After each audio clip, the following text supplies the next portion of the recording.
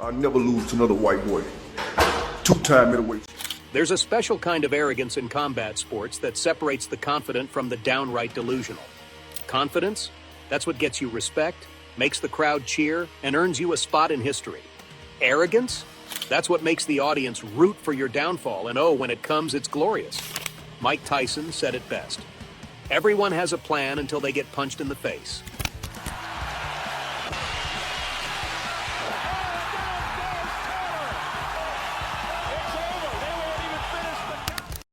Some of these clowns, they walked into the ring with all the swagger in the world, only to leave with a black eye, a bruised ego, and enough regret to last a lifetime.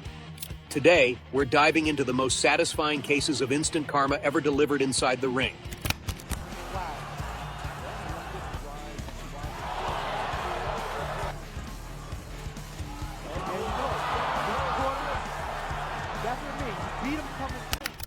Let's start with the Brandon Lambert at Knucklemania 2021. This guy thought he was auditioning for a reality show instead of stepping into a fight. Lambert spent the entire bout against Gerard Grant taunting, showboating, and throwing hands like he was shadowboxing at a gym. Clowning right now, Lambert pointing to the center of the ring. Well, just yelling and screaming right there. He's wasting energy, and you're going to need... Lambert landed fewer than 10 significant strikes, basically a warm-up for Grant, before getting absolutely folded in the third round. Grant unleashed a combination so brutal, it was like karma grabbed the gloves and said, "Let me handle this." Lambert hit the canvas, and for those of us watching, it was poetic justice. From Gerard Grant, the finger wag again from Lambert. Lambert pulls back the left hand, triple jab from Grant. Huge right hand, and down goes Brandon Lambert. That is it, the win. Now 3-0 goes Gerard Grant. The lesson? If you spend more time running your mouth than training, the only thing you'll knock out is your own career. Speaking of delusions, let's not forget Ryan Garcia and his pre-fight antics against Gervonta Davis. Garcia talked so much trash, it's a wonder he didn't sprain his jaw. He called Davis basic and confidently declared he'd knock him out in 2 rounds.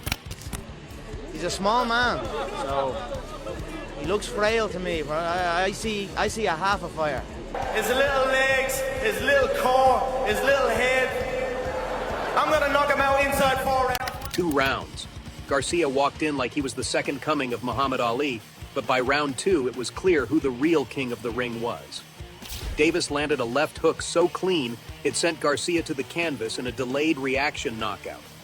Imagine talking all that smack only to fold like a deck chair in front of thousands.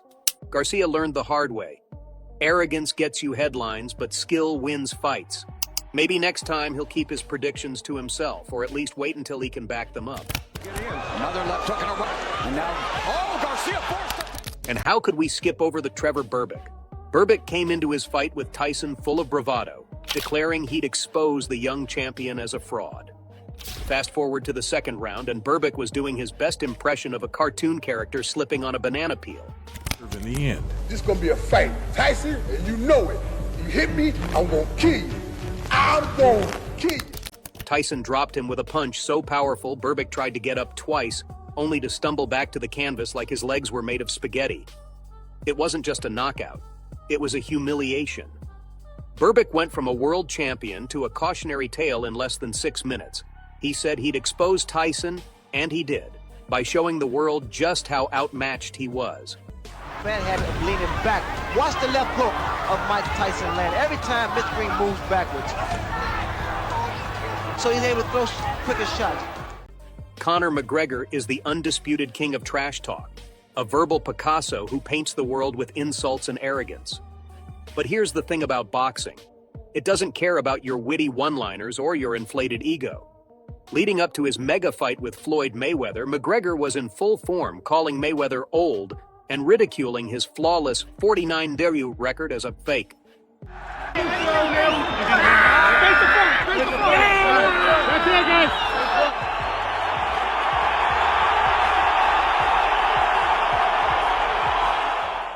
Come fight night, it was clear who the real master was.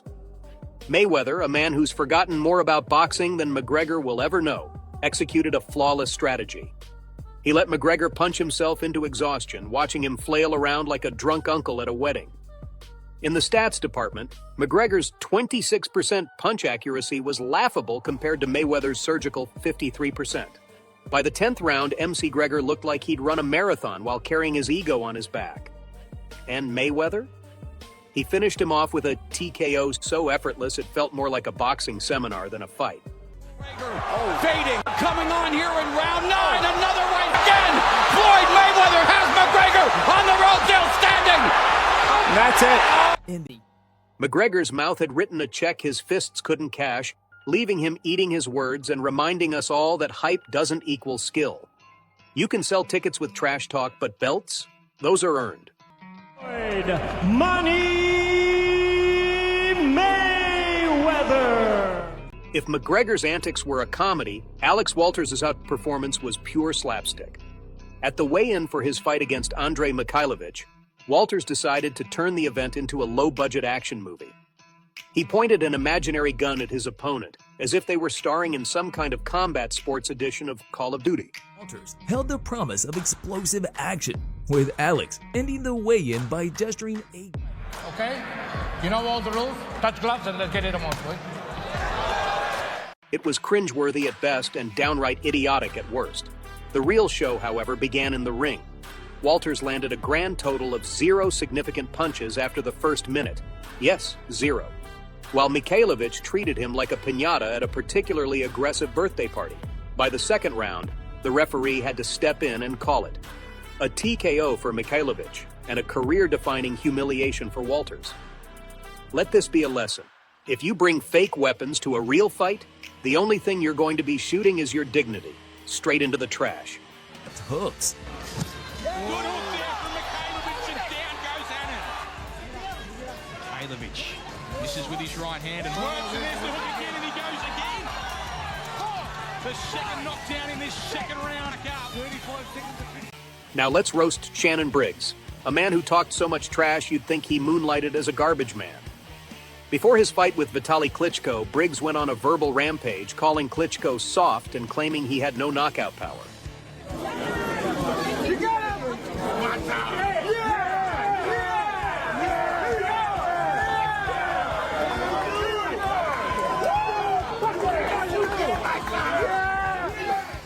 Big words from a guy who didn't seem to realize he was about to get a front row seat to a masterclass in destruction.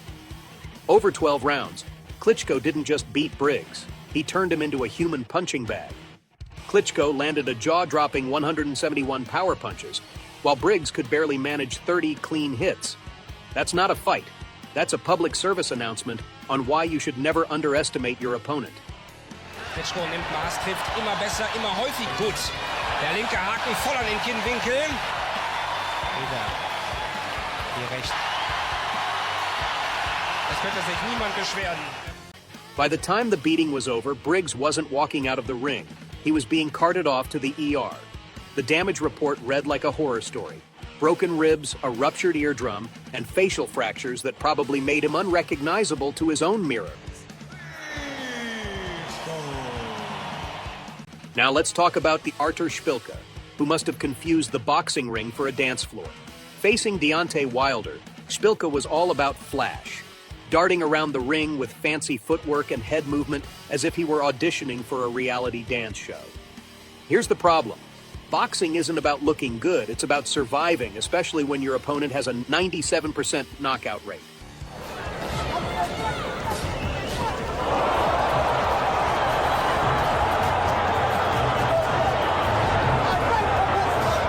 But Biggs moved perfectly and hit Tyson. From the opening bell, Tyson dismantled Biggs with a mix of body shots and head-snapping punches that left the Olympic champion reeling. By the 7th round, Tyson ended the fight with a left hook so devastating, Biggs must have considered retiring on the spot. The numbers were as ugly as the fight. Tyson landed 181 punches to Biggs' 71. It wasn't a match. It was a lesson in what happens when overconfidence meets raw power. Biggs had called Tyson predictable, but Tyson proved that predictable isn't the same as avoidable. This corner would like him to. That was a good left hand.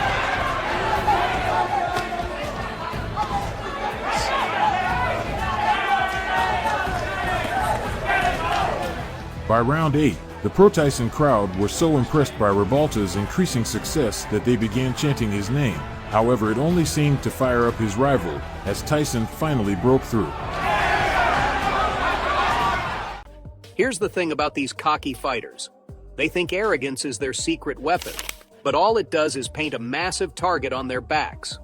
Whether it's McGregor's trash talk, Walter's pathetic theatrics, or Briggs's endless stream of empty insults, the result is always the same. Karma comes swinging, and it doesn't miss. These fighters learned the hard way that boxing isn't a stage for your ego. It's a place where skill, strategy, and respect reign supreme.